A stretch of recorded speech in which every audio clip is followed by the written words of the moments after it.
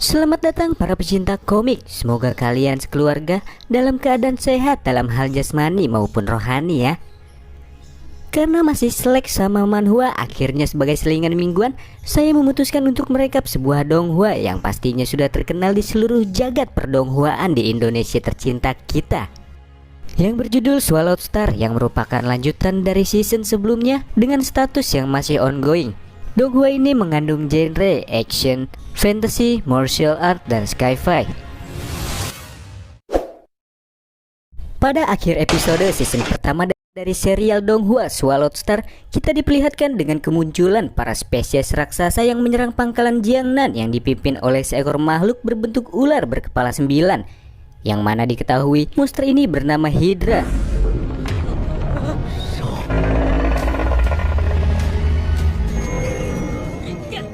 Lo Feng yang tidak tinggal diam melihat kejadian yang menimpa tempat tinggal bersama keluarganya kala itu menyusup melalui kapal medis milik HR Alliance yang berhasil mendaratkannya ke pangkalan Jiangnan dari kamp pelatihannya.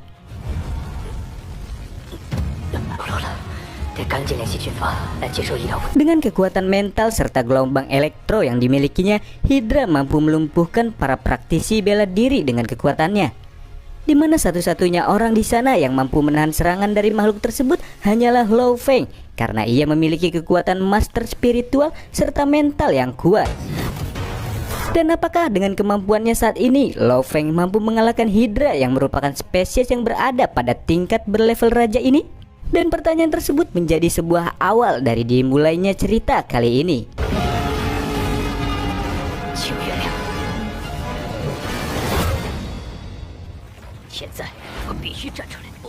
Karena masih tertinggal beberapa warga sipil yang belum sempat terevakuasi di dalam medan pertempuran saat ini, akhirnya Lo Feng mencoba untuk mengalihkan perhatian Hydra dan membawanya ke sebuah wilayah yang telah ditinggalkan oleh para penduduk kota.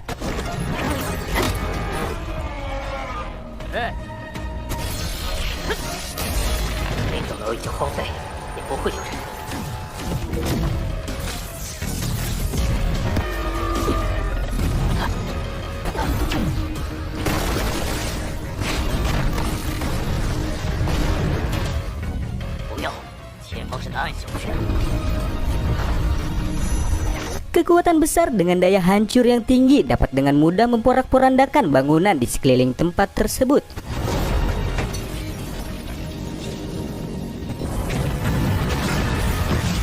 Tapi di sini Lo Feng mendapatkan sebuah ide, yaitu dengan memanfaatkan kekuatan mental dari Hydra, yang kemudian kekuatan tersebut kembali dialirkan dari tubuhnya menuju kepala Hydra yang lainnya. Dan Lo Feng pun berperan bagaikan sebuah konduktor listrik.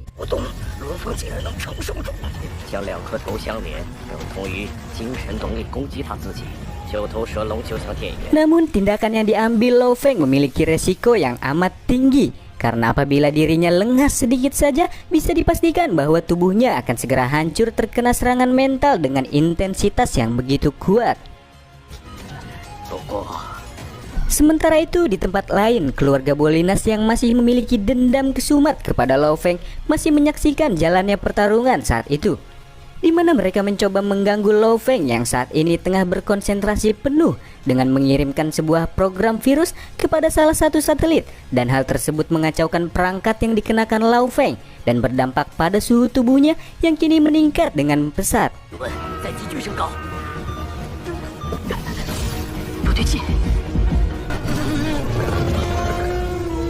Konsentrasi yang dipertahankan olehnya seketika hancur, dan Lo Feng harus menerima kekuatan serangan mental yang besar dari Hydra. Lo Feng yang saat ini tak sadarkan diri diserap kekuatan mentalnya oleh makhluk tersebut, yang apabila kejadian itu terus berlanjut maka hidupnya akan segera lenyap dari muka bumi, ucap instruktur Jiang yang melihat pertempuran di tempat kejadian perkara. Dan kemudian instruktur Jiang mencoba menolong Lo Feng dengan membawa sebuah bom yang ia temukan di sekitar sana. Namun sayangnya instruktur Jiang harus tewas akibat bom bunuh diri demi menyelamatkan Lo Feng, sebab ia tak memiliki pilihan lain di dalam kondisi yang menimpanya.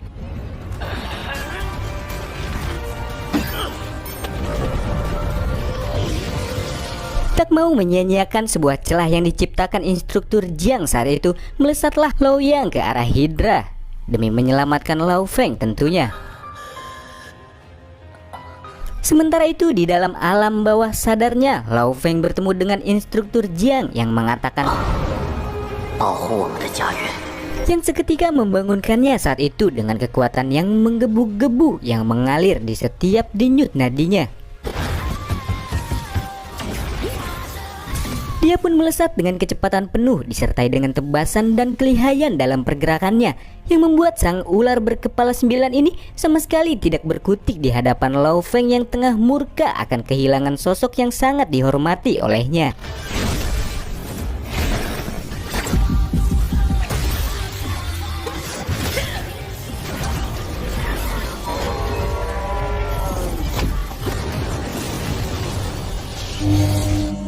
Tanpa memakan banyak waktu, dia pun berhasil menghabisi makhluk yang telah melenyapkan banyak jiwa dalam pertempuran ini. Dan Lao Feng harus pingsan setelah kelelahan dari keadaan fisik dan juga mental yang dialami olehnya. Hari pun telah berganti. Demi mengenang jasa-jasa dari para praktisi bela diri yang tewas dalam penyerangan sebelumnya, diadakanlah sebuah upacara yang dihadiri oleh para petinggi dan praktisi bela diri lainnya.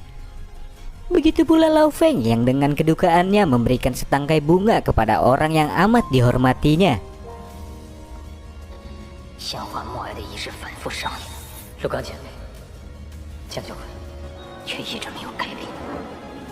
Atas ketidakberdayaannya saat itu, Lao Feng berjanji pada dirinya sendiri bahwa dia akan lebih kuat dari para monster yang ada di seluruh muka bumi, agar tidak ada lagi monster yang bisa menyakiti umat manusia. Dan cerita pun masih berlanjut hingga episode selanjutnya.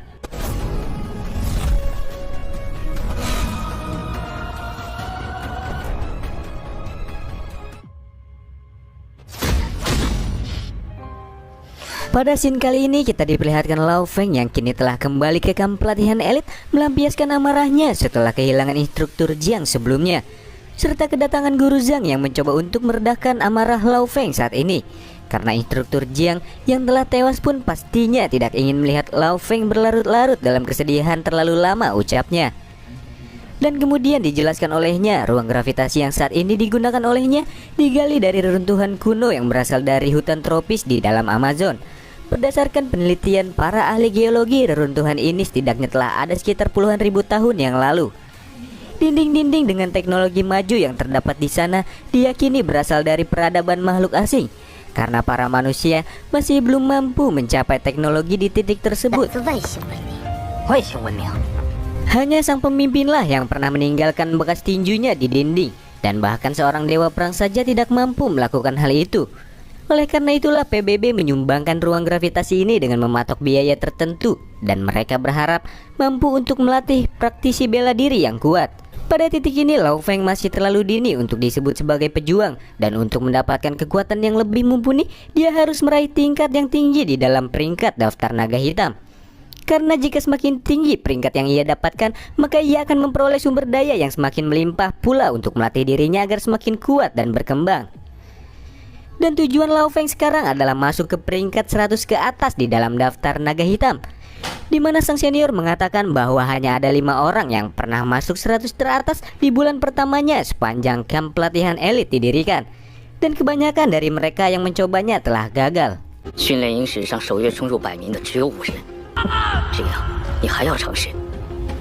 Tapi di sini Lao Feng telah yakin dan membulatkan tekadnya untuk bisa menggapai posisi tersebut, agar ia dapat melindungi orang-orang penting di sekitarnya. Yang bisa ia lakukan untuk dengan cepat menaikkan peringkatnya saat ini adalah berburu monster lebih banyak dari orang-orang yang lainnya di dalam menara ujian. Dan untuk menaikkan kekuatannya, ia bisa berburu monster di hutan belantara. Namun perburuan monster di hutan amat sangat berbahaya karena sering terjadi kasus yang merenggut nyawa para siswa akibat terkepung oleh kawanan para monster. Saat ini Lao Feng berada di peringkat 183. Di bulan depan, penggunaan menara hanya bisa diakses selama 1 jam saja. Di dalam menara, tidak peduli berapa kali pun ia mati, Lao Feng harus tetap terus bangkit. Hingga akhirnya dirinya memutuskan untuk membagi beberapa waktunya untuk menaiki menara lantai ujian, berburu monster di hutan belantara, dan juga berlatih berpedang supaya lebih efektif. 并在月底使用这2次试炼。 Juga dikatakan oleh Xi Jiang tentang 5 orang yang masuk 100 teratas di kamp pelatihan ini, yang mana 4 orang dari mereka telah lulus dan bahkan telah melampaui Dewa Perang. Sementara 1 orang sisanya adalah seorang pria yang mampu mencapai peringkat 89 di bulan pertamanya, dan dia digadang-gadang akan segera mencapai puncaknya dalam kurun waktu 3 tahun ini. Dan tentu saja orang tersebut adalah Candice yang saat ini tengah sparring dengan William, di mana selama 2 tahun terakhir kekuatannya telah meningkat dengan pesat. Dan menurut prediksi William, Candice akan berada di posisi 20 teratas di bulan depan, yang kebanyakan para murid bisa capai dalam waktu 5 tahun.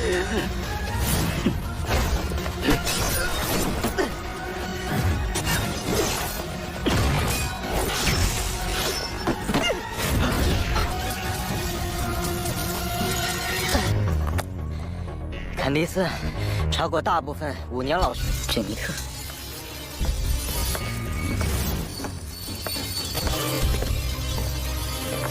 Bahkan Janet yang hampir berada di level Dewa Perang dapat dengan mudah dikalahkan olehnya, dan itu menunjukkan bahwa kekuatan tempur Candice tidak bisa dianggap remeh.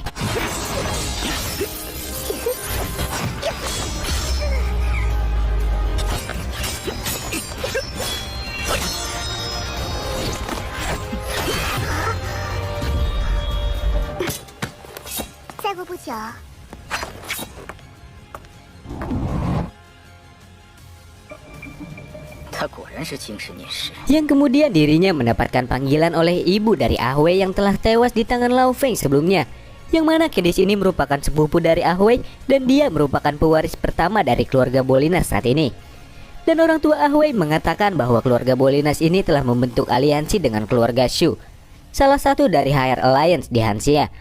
Meskipun hanya merupakan keluarga cabang di Higher Alliance, keluarga Shu adalah yang paling cepat berkembang dengan sumber daya keuangan yang bahkan telah melampaui keluarga inti serta memiliki prospek yang sangat luas. Dan untuk mendapatkan kepercayaan mereka, Candice akan direncanakan untuk menikahi adik dari Shu Gang, yaitu Shu Xin, yang merupakan kekasih dari Lao Feng. Dan apabila itu sampai terjadi, camp pelatihan tidak akan ikut campur dengan masalah pribadi antara mereka dengan Lao Feng. Hingga datanglah hari di mana Lao Feng akan berburu para monster untuk meningkatkan kekuatannya. Terlihat rusak gunung dengan tinggi lebih dari 5 meter yang termasuk binatang tingkat tinggi datang menghampiri dirinya.